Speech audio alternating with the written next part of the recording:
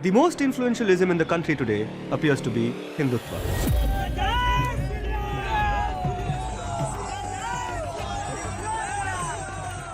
It has taken a long time for this ideology to come of age. But what happened to the other ideological movements that began in the early 20th century? The RSS will turn 100 years old next year, but so will the Communist Party of India.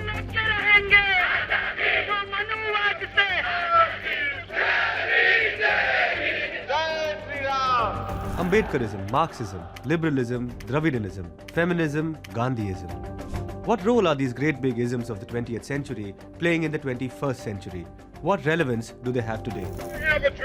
I'm an atheist in the same way as I'm an a-leprechaun. Why have there been casteism existing in the country still today? Feminism, by definition, is the belief that men and women should have equal The rights. nature of the system is to be as mean and rotten as you can, to try to maximize profit.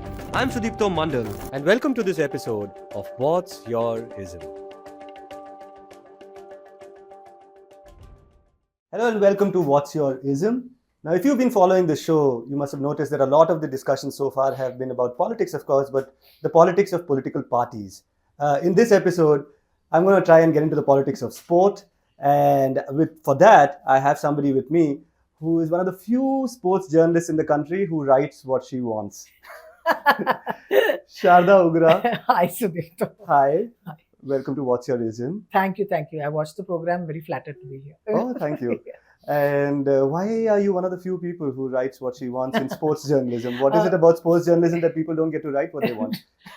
Interesting and direct, Sudipto, like question.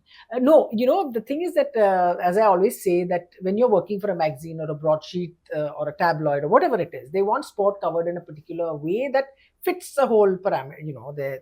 Conventionally, it's been done for decades in that way, and that's what happens. You do get a chance to write in the past. You got a chance to write about other aspects of sport, the politicization of sport, and there is massive politics When in was Indian this time? sport. No, really. I mean, see, I'm very old. So this would have been, say, in the early 2000s, in the 90s. You could talk about it in a way when it came to hockey. KPS Gill ran the Indian Hockey Federation, so you could have conversations. You could talk about that. And what's happened in the last 10 years or But so. cricket, could you talk about cricket back in the day? Oh, yeah. Not so much about everyone took pot shots at the administrators. When Sharad Pawar was president of the BCCI, we took pot shots. We called out, we asked for interviews, we got interviews. We said whatever we wanted. There was a certain element of free kind of, maybe they were, that generation of politicians was smarter, that they just let journalists say what they wanted to say and they just did what they wanted to do. But now there is definitely a massive pushback. The increase of money in Indian cricket, the massive increase of money post, say, the IPL in 2008 has led to a lot of the independence of the media around cricket kind of falling into this BCCI's, being ring-fenced by the BCCI, the media in that sense, particularly commentators, television. Yeah. And then it's gone from there. And after some time, people will say, people don't want to read about this. They don't want to know about this. But if anything impacts fans in cricket particularly, then they want to know. And they get angry. There is that, you do get that response. This BCCI stuff is obviously going to be a big chunk of what we're going to try and discuss. Yeah. But since you got into this entire business of the timeline, speaking of how it was still easier to write about things in the late 90s and early 2000s and things like that. Now, I come from a different journalistic, genre, so to speak. I maybe cover politics, and one of the things that comes up very often when we interact with foreign journalists is that overall, we as a tribe of journalists in India are a far more pliant lot, and that we are not very anti-establishment. We're not very critical. There's a lot of self-censorship even before. Right. All of this, like before Jay Shah took over or whoever, we'll come to that. Yeah. Tell me, is there something about Indian sports journalism which is, a little part of the establishment? I don't think it follows that. I don't think it follows that kind of script in that sense. Like you're saying, the political. I know political journalists say, "Oh, you don't talk about your politicians' private lives. It's like off the chart." Sports journalists in India tended to be far more critical of their cricket board than I would say sports journalists cricket journalists in UK or Australia tended to be. Often they are speaking for they were speaking for the board. They were putting forward their board's case. We would be hammering these guys, we'd be hammering those guys. That's the thing that it was.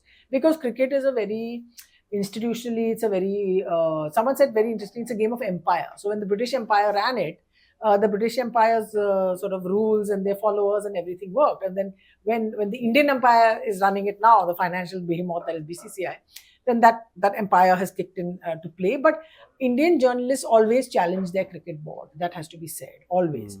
It's almost like for the players of previous generations, we were the means through which their problems could be talked about, addressed. Hangama could have been created, and they say, okay, let's do something about it.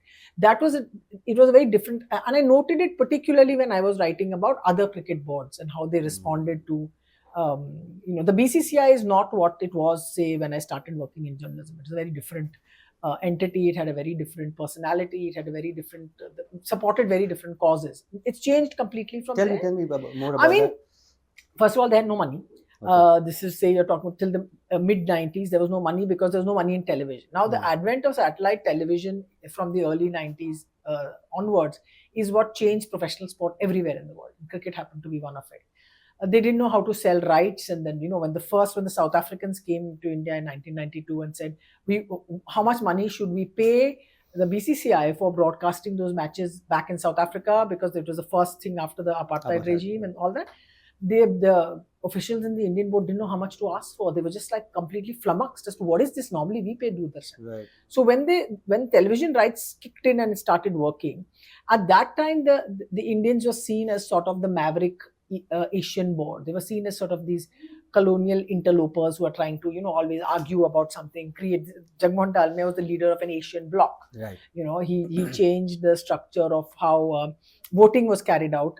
Indians and voting, we are ace at politicizing everything, at how voting is done at the ICC, and he got all the associate nations to vote for him by promising them money, which at that time was seen as temerity, it's horrible and all that, but that was the way it worked. So he supported this whole idea of the Asians banding together, which is how India held World Cups alongside Pakistan, Sri Lanka, and more recently Bangladesh in 1987, 1996, 2011, and then the last one that we had was completely not. So that's what the board was at the time, and all these guys, all these board officials, and I mean, I have friends in the amongst sort of not too many, but a few who were board officials, administrators, working people who said, "You're always criticizing the BCCI. You're always moaning about them. Something we have done good, but you still have an equation with them. Now there's no equation. Now there's only silence. Now there's like one way." So the stakes have gone up, and as a result, everybody has just shut down. Because what's happened, access to players and even to administrators has completely gone. So the access that you had to be able to have a conversation with a player or a conversation with an administrator about something, that has literally been, we can still do it. I mean, there are people that you can still reach out to. When I did that caravan story. So there are not enough sources, you're saying? There's still intent, you're saying? I mean, are there still journalists who are trying to... Yeah. Obviously, they'll try. But what's happened also now is that you don't want to write about the board in a bad way, because something will get affected. Your accreditation will get cancelled, your paper will not get accreditation. These should be imaginary things. I mean, are you allowed to be in the press box? I haven't applied. After I left ESPN Cricket, I've not gone into any press box. I heard a rumor that Sharda Ugra has been banned from the press box. I won't be surprised. I mean, I'd be happy, but I love the press box if you're working in it. It's a great atmosphere. But right now, I don't want to be in a press box. But then they can take off your access. See, what happens is every year you have to apply for accreditation, and you apply from an organization saying, "I want to go. This is the thing I'll be representing," and then they have the right to say yes or no. So the chances that they'll say no are very high. Yeah. I haven't applied yet. I would not be hurt or I'll be annoyed, but I won't be surprised if that happened. But I don't cover everyday cricket at all anymore. I mean, there's younger people do it with great felicity and with great energy. Right. So that's fine. I don't need to be in a press box. At the World Cup, some say, "Oh, don't you get FOMO?" I don't get FOMO. I don't get FOMO not being in. And besides, I mean, hats off to what sports journalists do day in, day out. I used to work in the Hindu. Our colleagues used to work upstairs and things like that. Yeah. But, after a point, I used to wonder from a distance, of course, which is, how much of your writing can be focused on matches, on the actual game, without talking about how the game is run. and you do. I mean, you can actually compartmentalize quite easily. because you do a It's lot not of that. hard. You focus a lot on how the game is run, not Yeah. just cricket. Yeah. You've written about Everything. football in the Northeast. Yeah. A Yeah. whole lot of other Yeah. things. And that You can compartmentalize, because if you're Hmm. going to do a match report, you're going to do a match report. I would hope that I still have the skills that if someone tells me, listen, we need somebody to cover this game for us, the world has ended, there's nothing else, can you go and do it? And I feel quite confident that I'll be able to switch on and do what I have to do, and not get, Right. not get into some ranting sort of narrative about how the game is run. Just write about the game. I'll be able to do it. It's not difficult.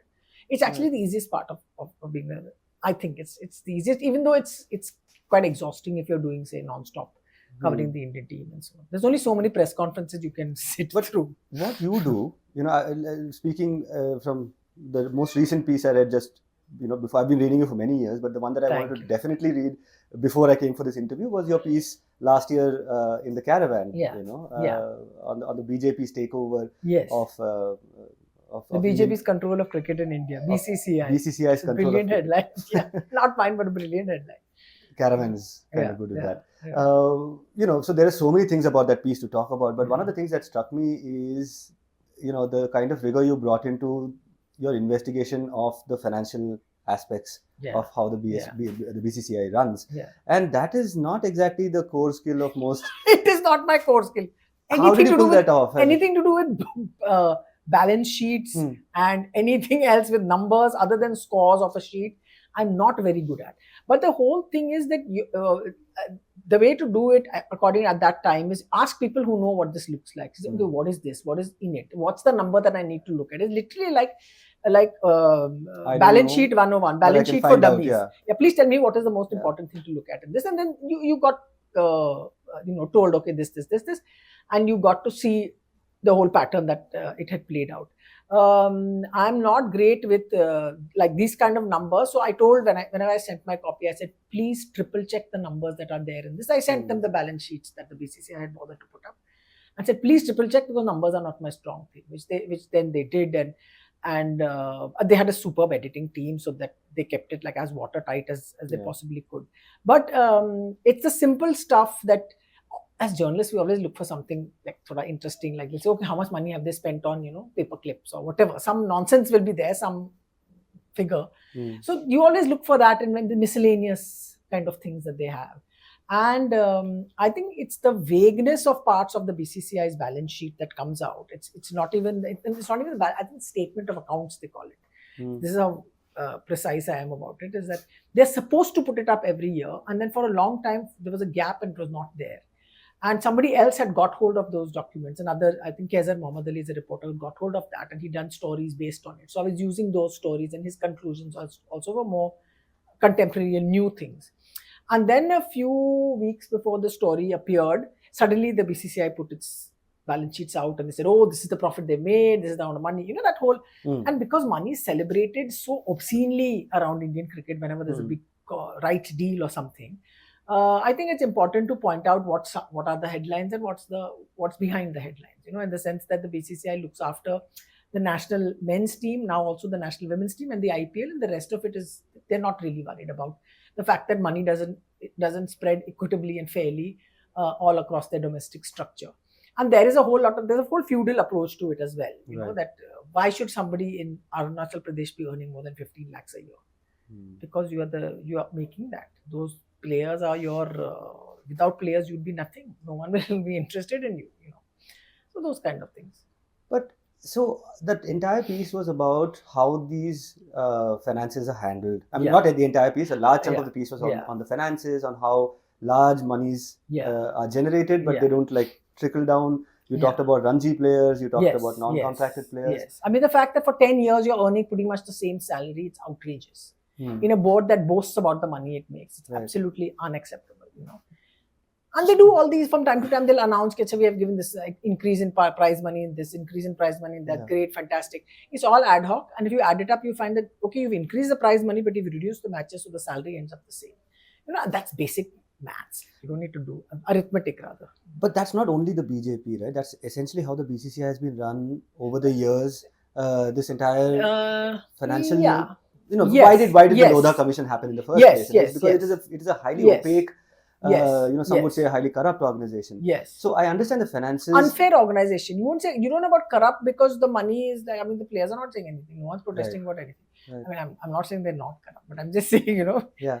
But, what's different this time is that you have the son of the Home Minister at the helm, and your piece talks about this great interest that the Hindutva Yes. Yes. forces So- have started taking in cricket. Yeah. Tell me about that aspect. I mean, the difference, so to speak, between the corruption of the past and that of today, Yeah. you would say that back then it was about the money, but today is it also about Hindutva? I mean, how does Hindutva I play think- into this mix? What happened in this case when the story came up fundamentally is to see how politics has always been there in the BCCI. Politicians. But it's been very bipartisan, right? Yes, yes. In the sense absolutely. that har koi mil Exactly. baat ke Hum aam mein sab nange hai type of thing. They used to and there's always Congress, say there's BJP, everybody everybody's there. across parties. Now it's become very BJP. Every time you were trying to create some kind of independent examination of how the thing run, whether it's a national sports bill or whatever it is, the politicians on both sides of the aisle just shut it down and said, no, we don't need it. We don't need to follow this. We don't need to follow that. And we are a private body, and we are not under jurisdiction and all the rest of it. So that it was like that.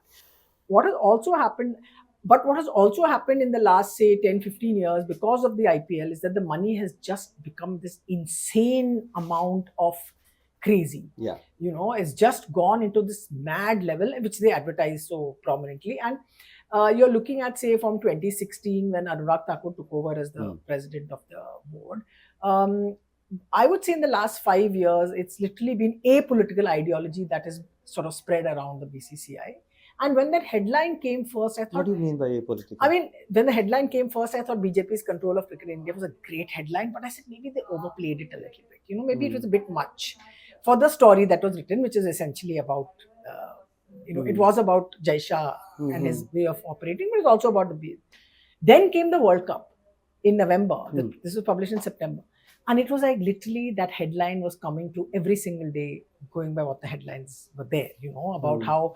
So obviously that the cricket team has almost become, or they were trying to make the Indian cricket team an engine of a particular hyper nationalistic brand, macho super brand of their political ideology, And that political ideology... And the stadium named after the Prime Minister. That happened now. But, if to my mind as a cricket watcher, if you ask me who were the first generation of Sanghi cricketers, right, it would be Sehwag, Harbhajan, Gambhir, that crowd. They made communally provocative statements. Anti-Pakistan, basically. Not just anti-Pakistan. You can make out that this is not just anti-Pakistan was something that in a way defined Indian cricket. Which it shouldn't, but shouldn't. But there's something about this generation. This post mid 2000s onwards. Correct. You saw the rise of Hindutva, and suddenly on the sporting arena, you saw these Sanghi characters. For example, Dhoni turns up with that military cap. Right, it was not seen merely as something which was a show of nationalism of the garden variety. Yeah. It was a show of nationalism of that BJP variety. I mean, it's interesting that you look at it like that. The way I look at it as a sort of a sports journalist, maybe because I knew these people and I think they're not that. But we don't know. We can't tell these things. It's also that you are then pandering to a certain social media environment that you want to play safe and belong one way or the other. You say, okay, fine, let me just make sure that I don't... You remember when that whole Rihanna thing happened about the farmers' protests? When it was Rihanna, no? And they said, and everyone started... That was the one that you want to say, like, I don't think cricketers have any political ideology. They are just masters. They're like opportunists in that sense. They're fundamentally... If you don't have a proper political ideology, you're basically a Sanghi in today's time. if like your default... See, I can't argue with that. No, in the sense that, you are right to be... Or they'll say, oh, we are not political. Now in this zamana, when people say we are not political, say, boss, are you awake or what, because a lot of times they came and they defended the country in this entire, like for example, the farmers' protest was interesting because there was one cricketer, Mandeep Singh from Punjab, who actually went in the farmers' protest, sat down and had a photograph taken. Right. And said, do what you can. Do what you can. No, but when NRC CAA was happening, yes, only what's his name? Pathan. So there's a group. No, there's a group. I mean, there's a. I did a piece about it, and there was a group of it. So I think there was Kumble was there. That spoke about something I can't remember what. But I remember when I literally had to, like a tooth extraction. I got quotes out of some players about this whole thing, and they did speak and say. This is farmers or NRC? No, NRC. NRC. They said that everyone has a, you can't. I said, and I lost my rag because I said, was tear gas in a library is like, bahut ho gaya. This is just idiot level. Like, this is absolutely insane. So I spoke to the cricketers and then they said, this is not right. And you did, but you got like 4 or 5 people, literally. It's not a big number. Harbhajan was one of them, I must point. Oh, really? Yeah, he did. So they said this thing, which you say, but at the same time, football players who I always say have more agency than any other Indian athletes in the country, they were very, very vocal. They were very much out there.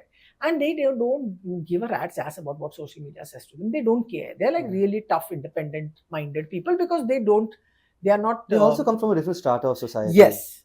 They are not these brat boys who come from big cities. No, the cricketers also are not those not anymore. boys who come from big cities. Correct. The batsmen are the ones who do the talking, so to speak. They're talking, nobody does the talking. The bat does the talking kind of thing.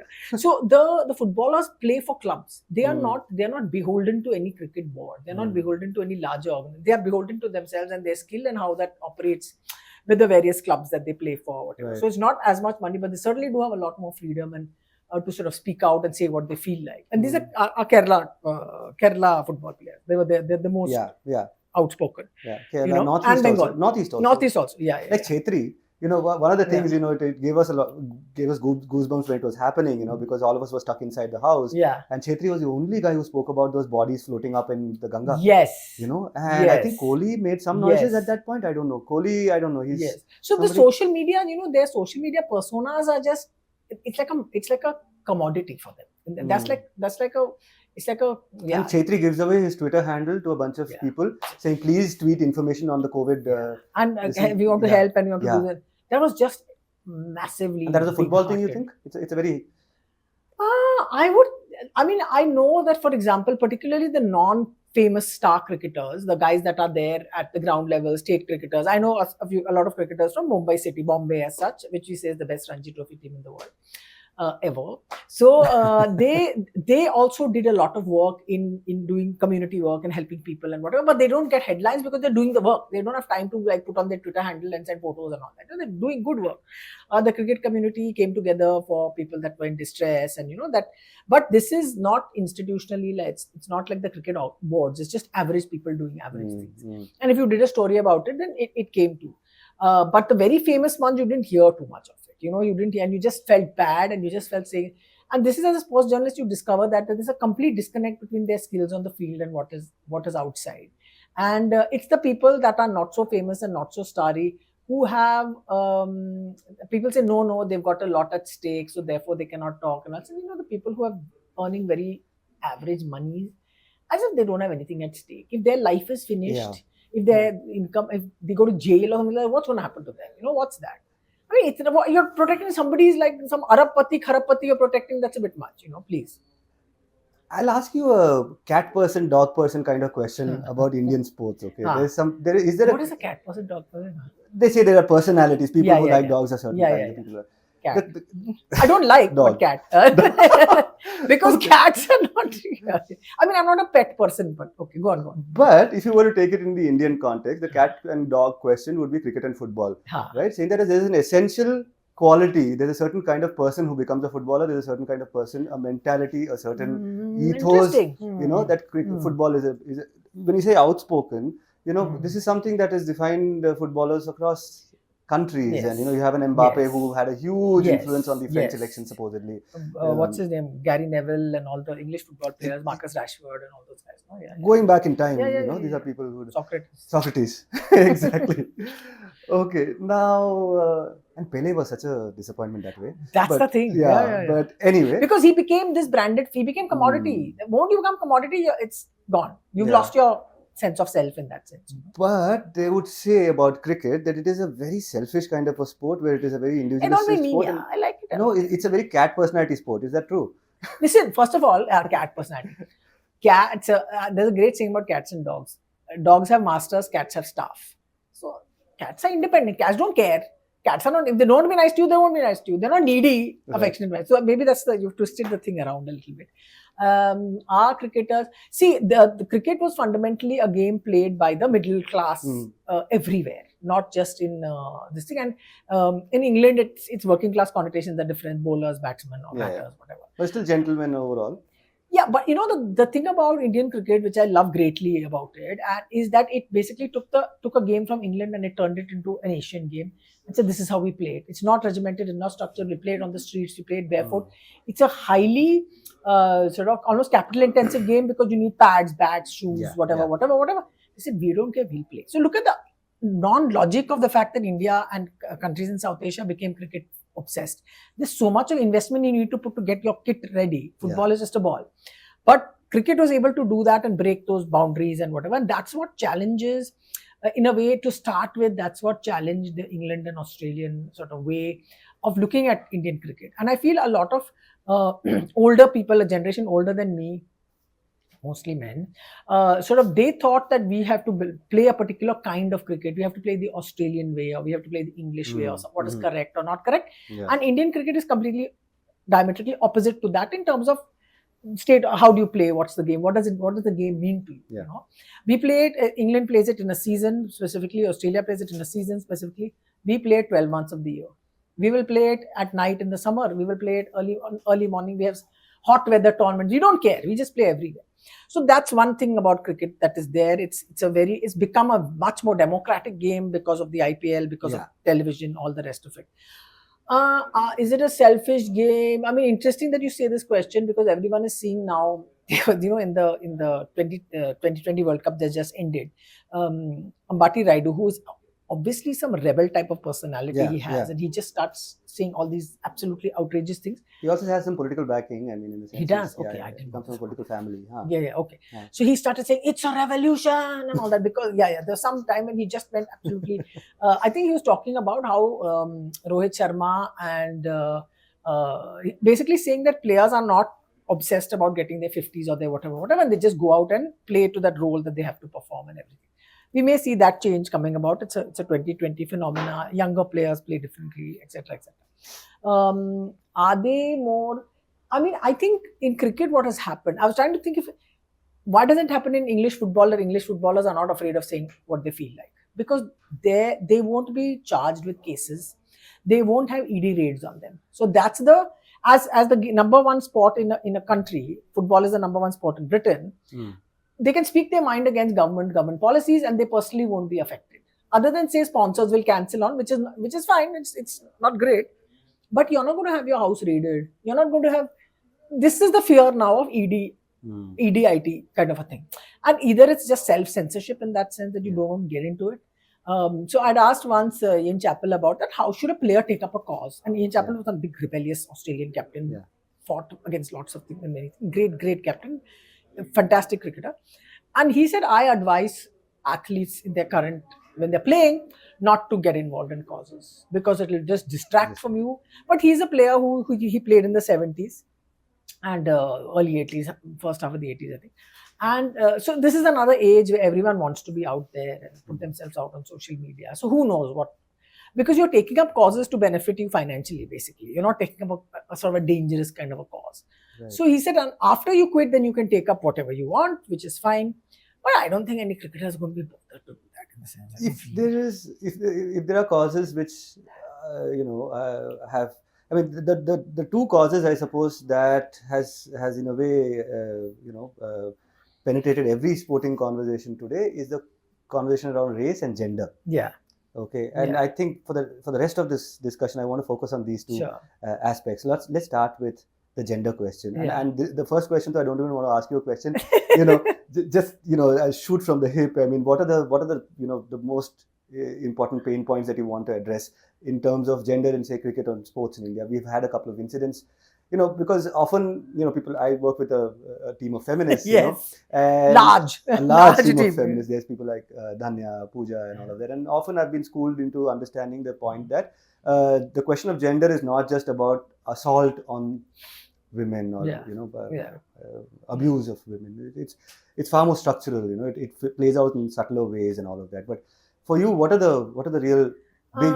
I'll tell you something very interesting. Agendas on started it. I mean, I'm not an agenda person. I'm just random. I'll tell you what used to happen in cricket conversations casually in offices where you have supposedly very advanced sort of, hip with it sort of people.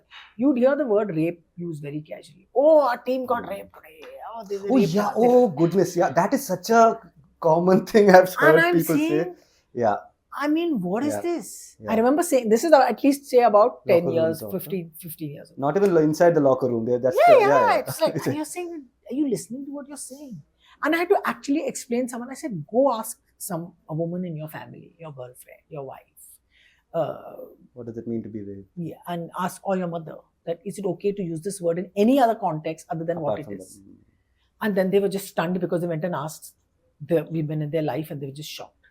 And then you tell them that, this is one thing that all women everywhere just have this absolutely terror about, they're shocked. So look, this is like the 21st, we are way into the 21st century when this conversation has happened in a city, in an urban setup. So just imagine what the thing is in the rest of the world.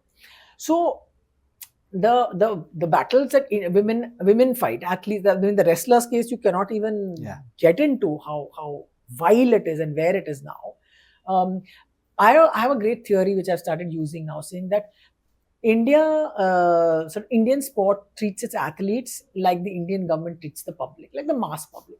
You are dispensable. We can kick you. We can do whatever you will, and irrespective of the government, whatever you're treated basically as if you're not even human enough to have all these rights and all. Kya hai human rights bakwas na? So that's the way India treats its athletes. Not its most elite athletes. The elite athletes are like cotton wool and looked after, and Bharat ki beti and all that bakwas, which we see means nothing eventually. Yeah. But that's how all athletes are treated. Women have it worse. The women athletes have it worse because they're fighting through so many things to even get to where they are. A friend of mine who's a coach in a sport, I won't tell because everyone will know it's a sport. They'll identify me immediately. He went to speak to, he was working with the women's team, and he went to ask them that, look, we're going for this event. We need to have 3-4 sets of uniforms for them to have because they can't be wearing the same. They can't wear 2 t-shirts or whatever. No? And he was told with gali given, with Delhi gali, imagine a Delhi gali to preface the sentence that, who spends so much money on women's sport?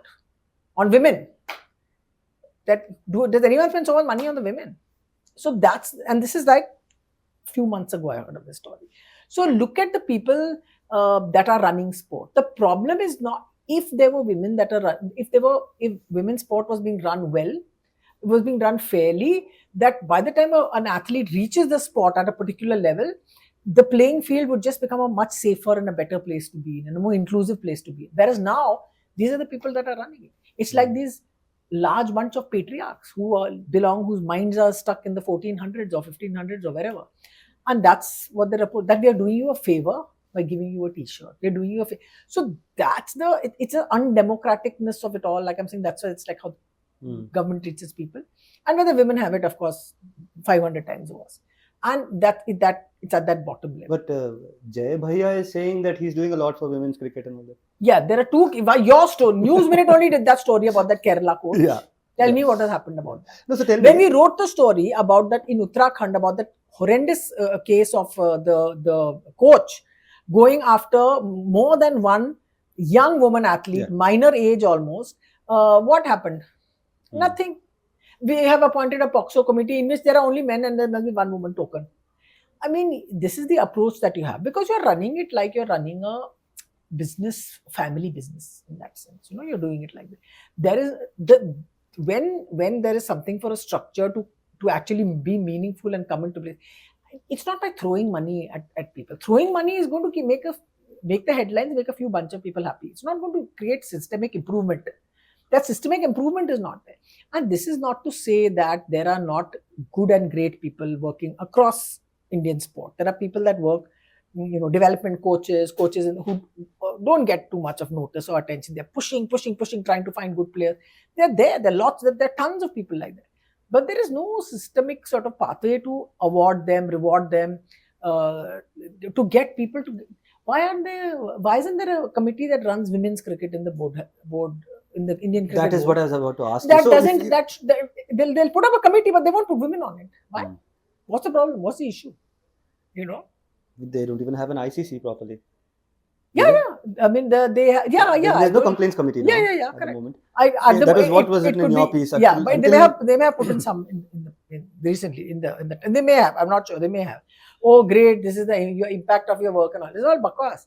When this Kerala case has come ICC is almost as basic as having a women's toilet. I mean, No, you're talking too much advanced things. It's like having a women's toilet. But they don't in most Huh? venues. You Huh? think. In most venues, they don't. You think? No. It's become better now. It used to be horrendous when I started, but it's become Really? much better now. Much better. So it's this whole approach that we are your feudal masters. Every sports administration, every sports, and we are giving this to you like a largesse. This is like you have to be beholden. So that's the fundamental thing about gender, is that the basis of this it's like they invisibilize you first, that your concerns are invisibilized. You're by giving lots of money to the women's team, by setting a WPL, very nice, but what's happening about these girls that are getting harassed and abused by coaches? You should launch like one nationwide thing. You should send a team out of lawyers and Because social workers everywhere. in your piece, it seems it's systemic. It's either money or sexual favors. Is almost how you wrote it. Right? Yeah. So this is Uttarakhand. This is one state. There's some states that are very good. There's some states that are very bad. So at the very bad level, so this Uttarakhand, like you've seen the case of Kerala. The Kerala story is horrific. Yeah. The one that's there. So what are you doing? You're taking the women away from the game. So in wrestling communities and all that, they don't want young girls to wrestle anymore, because they think, we don't want them to go and be working with coaches like this. If the officials are like this, then what are we going to do?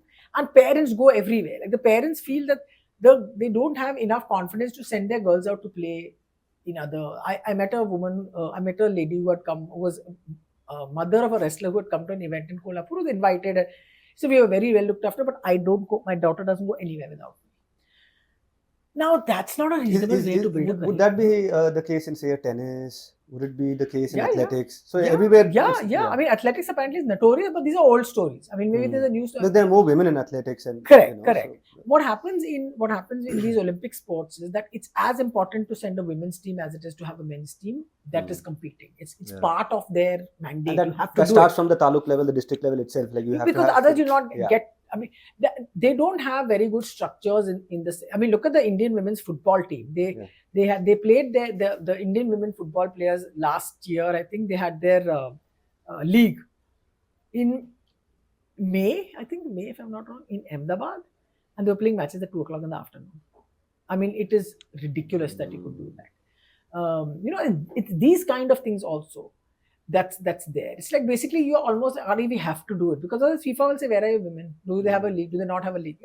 So you have to set in those kind of structures that make sure that there are things that are protected, looked after, that it's not just box ticking, it actually has an impact on the ground. And because these international bodies are able to do it, and they see that there is some change that has come in with the presence of women playing, say, football, for example, they want all the other member countries to also have it. And for India to try and say that we are going to host the Olympics in 2036, but you look at how you're treating your wrestlers. Why should someone give you an Olympic game when your wrestlers are saying these things? On what basis are you saying that just because you can build stadiums? That's not what sport is about. Sport is about the athletes. This is how you're treating your women athletes. So Paris 2024 is going to have equal number men, equal number women. And you don't see that emerging as a cause among Indian sports women. I haven't seen many people talking about it. I mean, even the Kerala case, I was surprised to see that none of the national cricketers spoke about it, and it is such a shocking. Because it's awful. Because it's like they are caught in, I call this the golden cage. Even the retired cricketers, none of them spoke. They're inside that golden cage, and they think, let's not disturb anything. Because what are they getting from the BCCI, for example? They're getting pensions, they're getting, which are basically handouts. I mean, I think it's not done professionally. It's done in a random ad hoc manner. There's no structure to this whole thing. And the case of Anshuman Gaikwad, who was diagnosed with cancer. There had to be a story published in a tabloid in midday newspaper, my first paper that I worked for, saying that written by a teammate of Anshuman Gaikwad, saying that he needs help, rather than as a cricket board, knowing that this player of yours is he's a great cricketer for his state and for his country, and a former coach, that he needs financial help, and they say, okay, we're going to give 1 crore. What is this? What is this approach? As I said, like the people of this country are treated by the government, we treat our athletes. The BCCI treats cricketers like this, and the sports treats athletes. And they can't organize themselves. They can't unionize anyway, right? Because that is like union bazi nahi chahiye. But I think there's some bylaw also, no? Say preventing them. Is there some clause in their contract which says you cannot unionize? Yeah, I'm sure there will be. I mean, I don't doubt it for a minute. The only country that has not got a players' union is India and Pakistan in cricket. I mean, okay, let's not call it union. Let's call it association, so that people feel better. Yeah. They don't have. because they think the board says we are giving them now how much more they want. And two of the most feudally run boards, right? I mean, Sri Lanka's board is also not great, but at least the players have their own voice. And they keep rebelling on different occasions. The players are quite vocal over there. And, And and the thing about so I always say this. KPS Gill gave me a quote about hockey. He said paying match fees is like bribery. So he said this in the 2000s at some point. Imagine a sports administrator saying paying your players a fee for playing a match is like bribing them to play. And the whole reason is like, you've got sarkari job. Now, why do you want more money? Because you have money. Because our taxes have given you money. Because you are playing for the country. Why should you not get money? Yeah. So like the women hockey players, they told me that, all these contracts that India has signed for 100 crores or whatever with Odisha, where is that money coming to us? They have a right to ask, but they can't ask it in public. They'll ask it like through this. Right. Also, okay, on this gender thing, one question, feminists seem to be split over this one question of mixed gender sports. Right? Yeah. And you mean trans, you don't mean mixed gender. Mixed gender sports are happening. No, in the sense of mixed gender cricket team or a mixed gender football team. Okay. Right? So there are those who will point to the fact that, see, the dive in the women's cricket, the catch was so much more spectacular than the men's cricket thing. We are as good and things like that. And then there are others, and therefore use that to say that, hey, they should, we should compete against each other and see, And cricket is the kind of sport where you can actually do that because it's so much about skill. No, it is about skill, but also the game is played at a faster pace. Like football, the men's and the women's game is played at a faster pace in the men's game. So where are you on this question? Because the thing is, one point of view is that we are in a league of our own. We don't need to prove anything to anybody. Women play in a league of their own. Men play in a league of their own. There's another which says that, hello, if sport is a spectacle, create an even more exciting spectacle. It depends on what sport you're playing then. So cricket, let's say cricket. Because cricket, Kohli and all that we're talking about. But that was a marketing thing that they had done. Even I had come and done one talk for it. I was in ESPN. There was a marketing thing, say they're going to play against each other and all that. Maybe they said they have mixed teams or something. No, I don't know. I know that a lot of women cricketers have played against boys while growing up because there are no other girls to play against. So they have played against them. They see the advantage of training against them and working with them, and they've all gone like Shafali Verma had gone and pretended to be a boy when she was young and she played and so on and all that. Once you pass that age of puberty, then your obviously muscle strength and all the other stuff that gets into it, that becomes hard to evenly match up in that sense. You can do a mixed cricket, I'm not saying you can't do, but it'll have to be highly structured and organized in the sense of how you're going to do it, who's going to bowl this particular, can you bowl a bouncer? Women's the speed at which women and men play cricket is different. So because the speed is different, everyone says the women's game is more beautiful to watch because it's slow, because our eyes can see what's happening in a way that the men's game is so fast that you can't see it. Similarly with football, whether you're seeing it played whatever standard that you see, women's football has far less fouls than the men's game, which is it's easier to watch. The game moves far more, moves smoothly across the time. They term that professional tackle in football. What is this rubbish? Oh God, that match. What is a professional tackle? I don't know. This is a typical some sports journalists bakwas. They have gone and now it comes out all the time in commentary.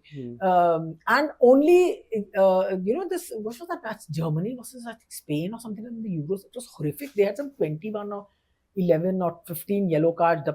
It's just ghastly and terrible to watch. The women's game is much more fun to watch because of whatever. Mixed sports take place in, say, for example, the mixed relay in athletics is brilliant. Tennis mixed doubles. Tennis mixed doubles, that's like a club party game. That's not so good. But that's the game. That's the social game that most people play when they start out. They have mixed teams in table tennis. They have mixed, where doubles is very complicated and it's like very up there. So you can have a lot of sports. So, and women are facing the men and similarly mixed doubles in badminton is much more serious than mixed doubles in tennis. So you have a lot of sports in which you can have that. I don't know, maybe 1-on-1, 2-on-2 is easier than to have, teams. And I think people are trying to do a lot of these mixed relays and so on, just to make it more fun and to make it seem more equitable or whatever. There's a very interesting scientifically proved theory that in ultra marathons and ultra long, very, very, very long distance running, for example, women do better. Endurance. Endurance. In one of the, I think it's 10-meter air rifle, because of how you hold the rifle, depending on the hip bone that the women have, women score higher points than men do. So you've got all these little sort of quirks that are there. I'm all for mixed gender sports where the speed of the pace and the tempo of the game is not. Now you'll say, why are you saying for relay it's different speed? Correct. The men and the women run at a different speed in a relay, 4 by 400 meter relay. But that's all about how you who will run first, who will run second. That's a tactical strategic choice that you'll make. You know that the women is faster, the man is faster than the women, so you'll put your women runners out first and your men runners at the end and all that. That's fine.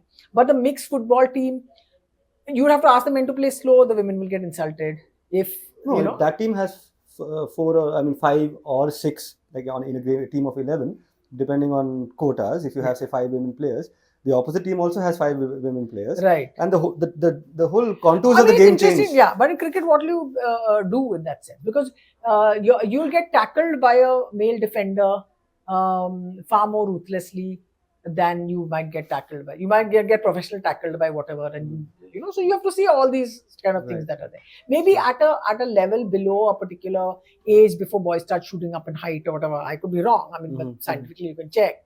That's the time you could play 14, 15, 16 and then see what happens. Maybe around 14 you can possibly play together. Interesting thought, but yeah. But the other thing, which is a cause in sport is race across the world, and we all had a hearty laugh when the Indian cricket team took a knee for Black Lives Matter. So Hardik Pandya took a knee. Hardik in the beginning, and then the rest. They had to do it because it became part of a. They said everyone's taking, so we. And then they look like silly for not doing anything, so they also took a knee. Correct. Somewhere, I forgot. So let's start with where the epicenter of the race question in cricket, right, which is South Africa. Yeah. And what South African cricket has done by way of experiments with diversity. Yes. What are your initial reactions to it? I mean, I think we'll come closer home, of course. Yeah, no, it was a great idea because I remember South Africa when it came into international cricket. I remember seeing them come to play, and I remember this whole thing of affirmative action and all that. They even had journalists. The South African Cricket Board got journalists who were non-white to come and cover the matches, just to make sure that the newsroom in every office can have this diverse. The press box is diverse. You can't have these old guys sitting there who've been there for the last 40 years. So you had this diverse, and South African board was very conscious and made an effort about it. So that you have these color sort of quotas. They did it in junior cricket, which is where you can do it and you should do it. In senior cricket, then you start contesting, okay, this, that, and all that. Who are the people that will complain most? It's the people that have with the most power, with the most privilege. They will complain the most. The lightest skin.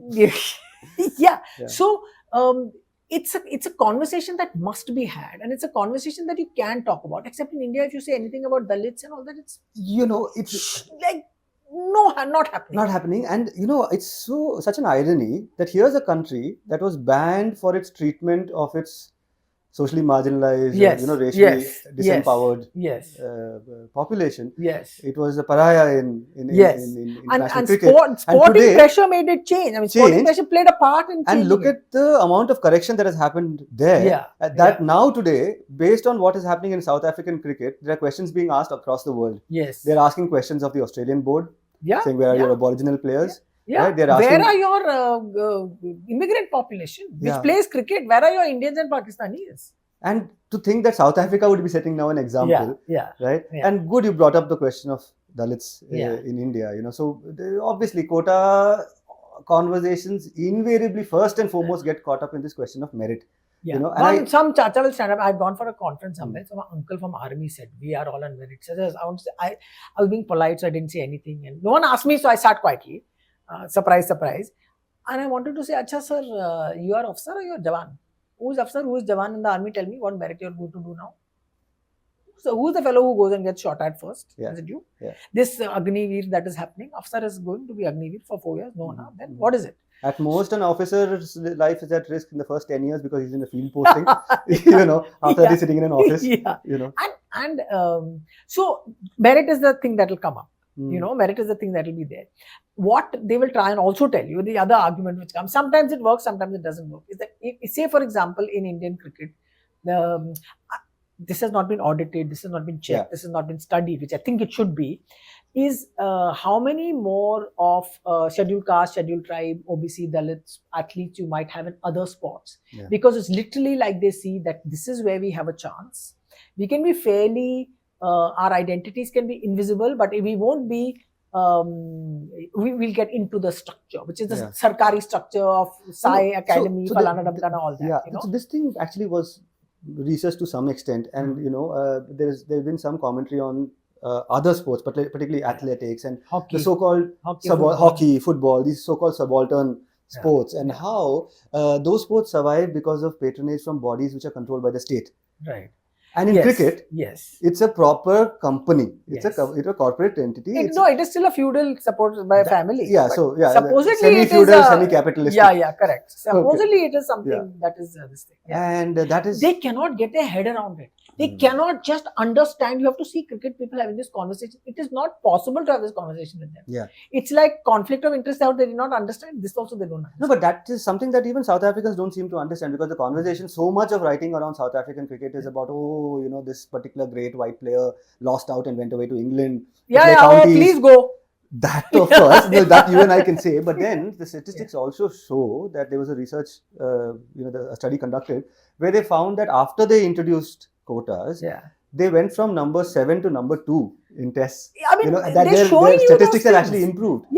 And if in India, these people who are against this very concept, like you said, you can't even have a conversation. Cannot. If you consider what happened with the coming of money, liberalization, and all of that, is that the sport entered spaces where it never went before. Yes. And the players who came from those, from the boondocks, literally, they are like super. They are the ones who became They are the ones who changed the nature. who changed the nature of the game. They changed the nature of of Indian cricket.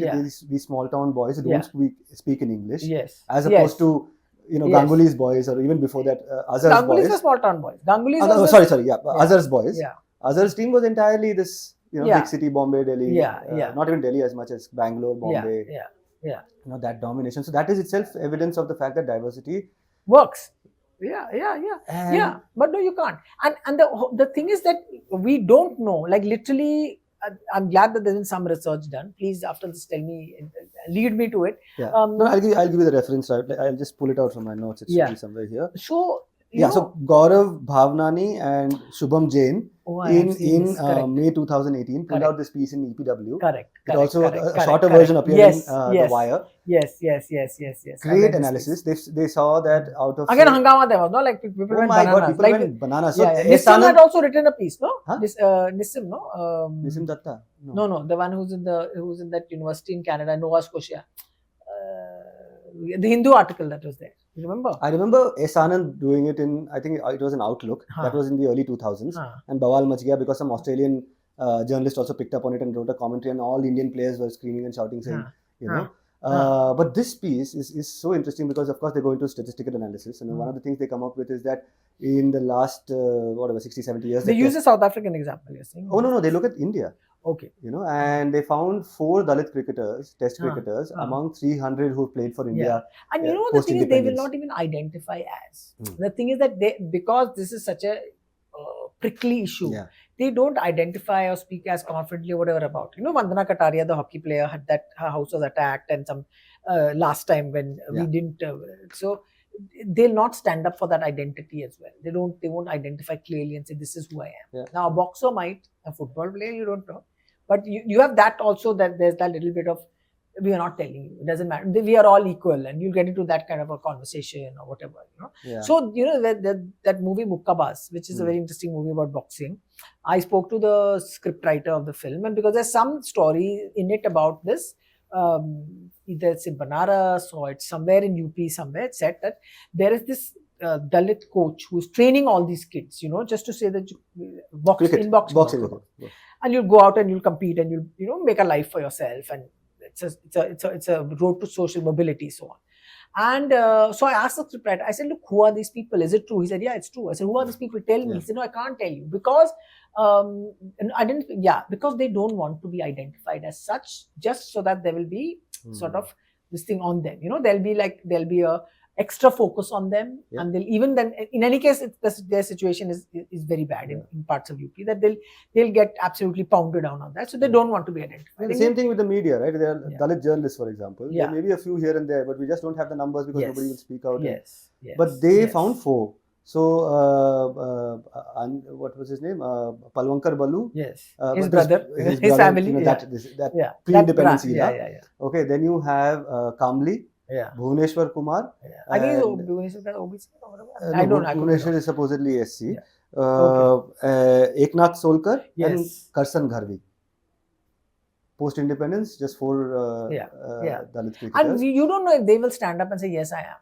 No, Kamli though, he, you know, Yeah. that he made headlines by saying, don't bring my caste into the question. Okay, You know, because okay. Kamli, Hmm. for a lot of, see, I cover a lot of Dalit politics, Yes, Ambedkarite yes, politics, yes, and all of that. Kamli yes. is a very, he's almost like a metaphor in Dalit circles when we talk about Is that the so? comparison between a Kamli and a Sachin, right? The Okay. fact that he was left-handed adds like a little, you know, too much symbolism. too much symbolism in that, right? Yeah. And in the end of the day, what is it that took away the game from him, Hmm. right? What took the game away from him? Hmm.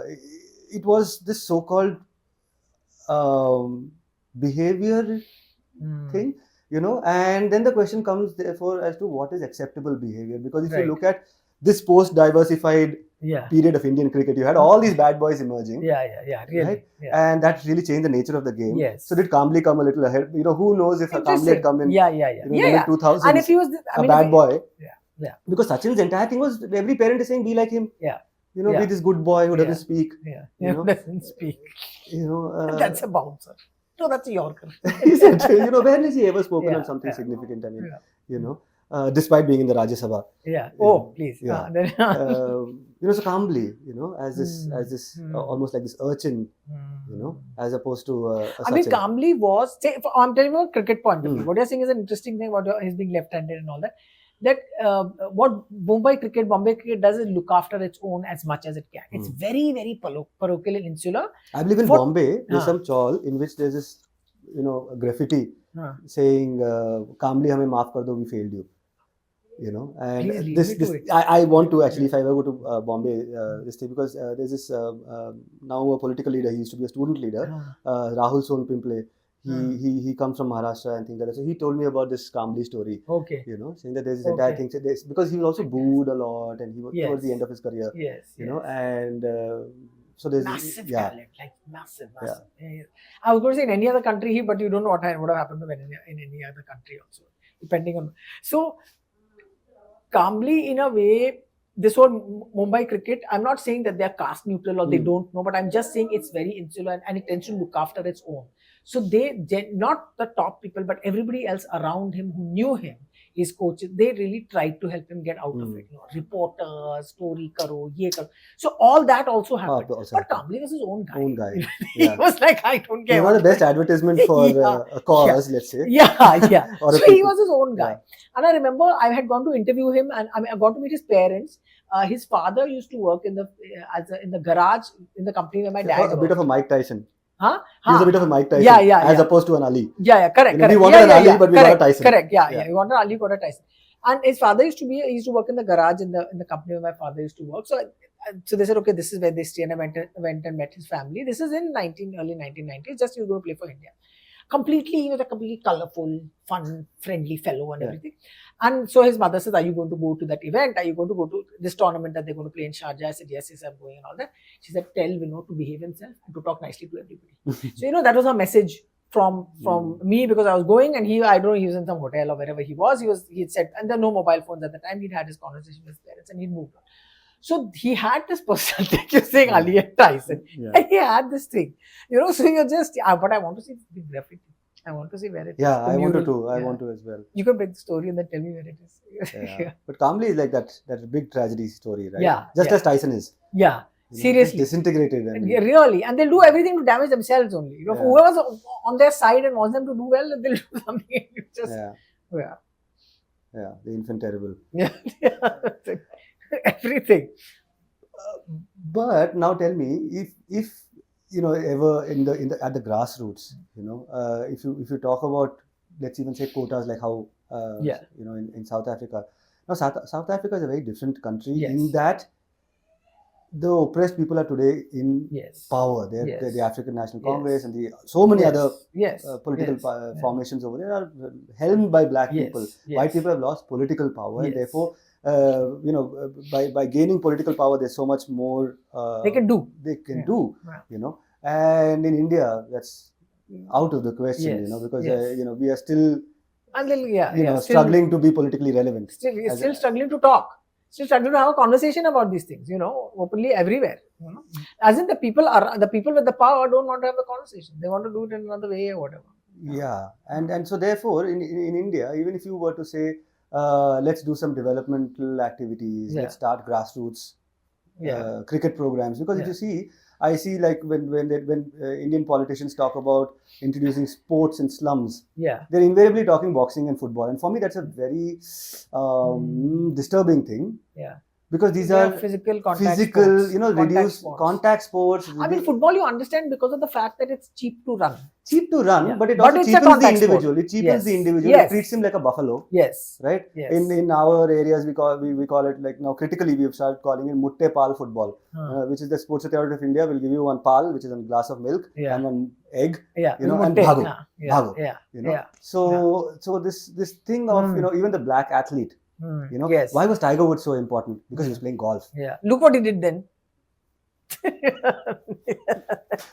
There Then he became are commodity. any number of white bad boys. Then he became commodity. No, I'm saying there are any number of white bad boys. In that diversity, Yeah, let's have some black bad boys also. So, Tiger Woods was like a different level of No, but why did it become so important for people? Why did people take so much pride in correct? in But the woods? Tiger didn't Because speak about these things. he didn't. Tiger stepped away when he didn't want to chat about this at all. There are so many of these characters who come to symbolize many things for the people, while they might not have themselves taken some Commodity. positions and all of that. That's fine.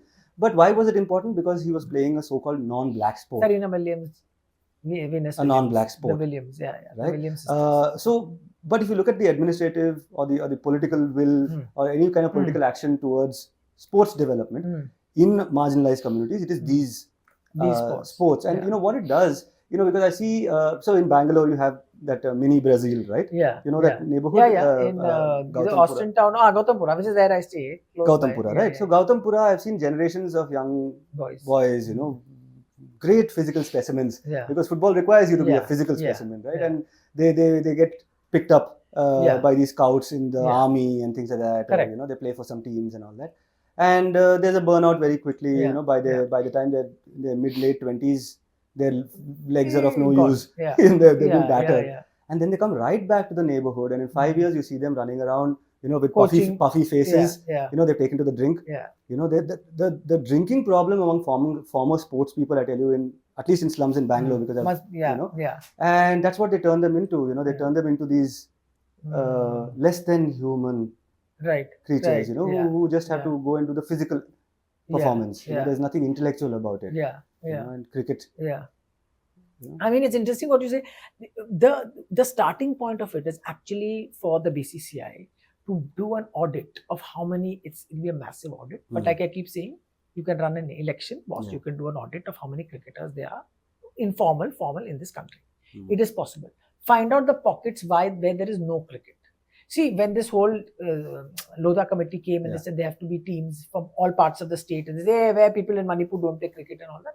If you want to, they'll play. Somebody must be there. India is a big country. People always want to play. So if you have to do any of these things, you have to even identify those pockets and find out what it is. Those kids are not going to play cricket because they see either it'll be one of those really crazy fellows who comes out and says, I am going to play cricket. I'm obsessed by it, which is just like an outlier and it's a 1 in a billion chance and it's going to happen and come through and it'll become a symbol for empowerment of marginalized communities. But you have to actually go and find out where are these places, where are there there was this book written about it, are there these villages where you can take cricket to these boys and say, look, this is another way to play. And this is an industry that offers many jobs, many things to do. You can become the coach of this area, whatever. But you need a little bit of vision and a little bit of like a wider way of seeing the world and what your sport stands for. At the moment, your sport is just a money-making machine for the people that run Indian cricket. It's just it's an ATM.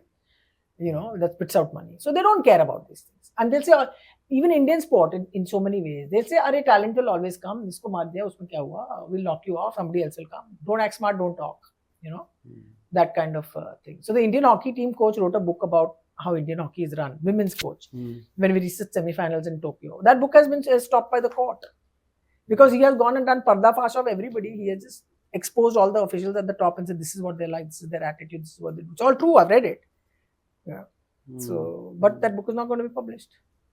Right. So, it's putting the child and the young person at the center of your sport, which is more important. But it's in ours, it's like, no, sorry. Hmm. Hamari dukan, we are a running dukan. So, Running dukan.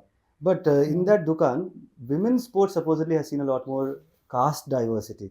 There was a piece in The Wire by Right. Sukanya, Right. this journalist. She Right. talks about the reason for that being that women's sports, cricket, has traditionally been supported by the railways. yes. And the Which is the railways- state which has State quotas. it has quotas by Yes. this thing, so people are getting Yes. recruited over there. Yes. You know, so women's Yes. cricket has far more, lower caste There's also players. the men. There's also railways men's team. Hmm. So you have to find out that side story also what's happened. But yeah, so that's why all athletes from those marginalized communities will go straight for these sports where the government is running it because they know there's chances for them to get in. There will be ways for them to have a decent life, and And that is inconceivable with the BCCI, the government being part of any of its. Yeah. I mean, the railways is there, but whoever runs the state, whoever runs the country, the state runs the railways cricket board. Yeah. But whoever the officers that are working for the railways, Air India also had a big team. All these petroleum organizations that ran teams. So petroleum banks, airlines, and railways. They all had these athletes quotas, and they had these quotas to fill, and they filled it. And they have these athletes coming through at whatever level that they did. So the BCCI for its vote will get a vote from railways, whoever is in Delhi in power, that they'll give the vote to that person. But in the running of its team at the ground level, they'll do what the policies that have been set down by the government. That's what it'll do. So would you call for greater government, takeover of BCCI? But like what? This is now government has taken over only. With the orange uniform of the World Cup 2023.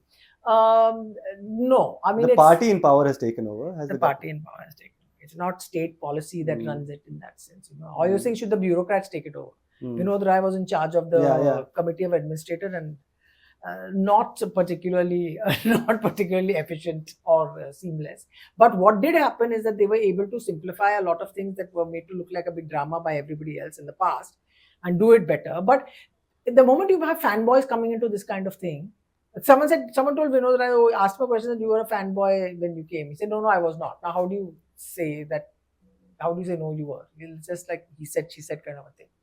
So I don't know what basically the answer to that is accepting governance standards of international sport that are elsewhere in the world, which we don't accept. Even cricket. So ICC is supposed to point out, everyone says that government interference should not happen in sporting bodies. Please tell me government interference is not happening in the cricket team. So why is the ICC not doing anything else? Because BCCI runs the ICC in the sense that they decide whatever they want to do. And Jai Shah it has been rumored, Jai Shah will be standing for the office of chairman of the ICC at some point. It's rumored. I don't know if it's true. It's possible. I think better governance standards in a way that actually means something and not just, box ticking, कि आपने कर लिया, सबको website बनानी. Previously, we didn't have a copy of the BCCI constitution by the way. It was very hard to get. This is in Dalmia and Pawar and all that time. It was very hard to get. It was like a rare document, like the British Constitution. It could not be written and seen anywhere. So it's just that governance standards that you need to have. So that and hand over running of a sport to a proper professionalized management and not your people who are presidents and secretaries and whatever. You have to take a move on from there. That's the only thing. It's some utopian dream. I don't know when I'll die before anything happens. But wow, this has been quite a conversation. I'm running out of time, Sharda. I would love to continue, but there's this question I wanted to ask you right in the beginning. I'll ask you now. Yeah. Why is it so easy to have these conversations with you? Why is it that a Sharda Ugra is so sensitive to issues of caste, gender, race, and these, for that matter, even taking on the establishment, and not someone like a Harsha Bhogle or some of the other commentators that we have on sport. See the yeah, you were saying something. Go on. My only thing, I'm wondering, could it be because you are yourself an outsider in these circles because of Got it. Yeah, Which I didn't realize it so much until As a woman. yeah. So I only have understood that now because I'm fundamentally an outsider here. I love that world. I mean, I love Indian cricket and I love all its madness and I love all the things about it. I'm a fan. I was going mad when we won the World Cup. All of that, But I am an outsider in this world that there is and also I'm very grateful that I'm an outsider at this point, because you're looking at all sport very differently to what has been the general perceived wisdom around the gaze, it for so right? many years. The gaze is different in so many ways. What you see as all of us women who work in cricket, we see the sport differently. We see a lot of the nonsense things that these people are saying about how boys are supposed to behave and whatever it is. That's the one big thing. And now because I don't work in an organization or an institution that I have to follow particular rules, I said no. Pagal Kutta. I just gone into this bad dog mode. So Azad Parinda and Pagal Kutta, I'm between those all the time. So I'm in Pagal Kutta mode, I just go mad. So it's that's the advantage of being free from institutional, which is what the commentators are not. The commentators are signed up with, see, I'll tell you the structure that it used to be that the commentators are signed up by the TV channel, they could say what they want. Then the BCCI said, we will produce the pictures. We will produce the commentators. You will have to have Gavaskar and Ravi Shastri wherever India plays in whichever part of the world. Okay. Then whoever you add in as your independent commentators, we will sign them up. So obviously you're not going to say anything against your employers. And if you want contracts in Indian cricket, commentary contracts in Indian cricket, you can't be having free-flowing conversations no matter what you think. You can't be doing it because seriously it's a lot of money. So either you say, I'm not going to cover Indian cricket. If I get a contract, I don't get. If ICC gives me for ICC events, I'll come. Otherwise, I won't come. I won't be on the IPL money not machine. Just commentators, no, Sharda. There are so many writers. You're a writer. You're not a television commentator. There are so many writers who don't take the calls that you do. And it could be your ism, the feminism that you bring into your job. My ism. It could be feminism, outsiderism, in that sense. And when you get older, you just you see it more clearly in many ways. You just see it's okay to be a bit problematic and a bit sort of always arguing and whatever. And because you don't want to do the same thing. I asked Simon Cooper, this great football writer and Financial Times guy, great writer on many things. I said, why did you stop covering football? Regularly, you used to go and do events. He said, I could bear the stupidity of it. I said, what do you mean? He said, the press conference. I could bear it. So you should be able to do that. Can't bear the stupidity of it at some point. And it's just that. So, yeah. But people don't do it because in Indian cricket particularly, everything is linked to some personal large amount of cash, basically. You'll get a contract, you'll get a book thing to do, you'll get something. It's all connected. And if you're going to mess it up by being, by fighting and by calling people out and saying this one is useless and that one has done this and this uniform is terrible and all that, you're not going to get those things. So people are just a bit worried about it. They're just a bit. But you look at them and you just feel bad. I say, come on, what is this? If you don't want to talk, who's that doesn't worry you. Come on, who will give me anything? I keep saying I don't need the press box accreditation. When I need it, I'll figure out. But at the moment, I don't need it. All right. Okay, Sharda, thank you so much. That was Sharda Ugra and her ism. With this discussion, I hope to open up more conversations around topics which are not only about political parties and elections. I want to have more guests who are from the field of sport, from culture, from cinema, music. I hope to introduce you to such people going forward. For now, that's all we have. Thanks for listening. Thank you, Sudipto. That was great.